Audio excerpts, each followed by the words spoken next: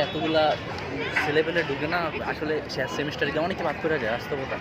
অনেক অনেক বাদ হয় অনেক অনেক কষ্ট করে পয়টা টইটা টিকা থাকা শেষ পর্যন্ত আমি করি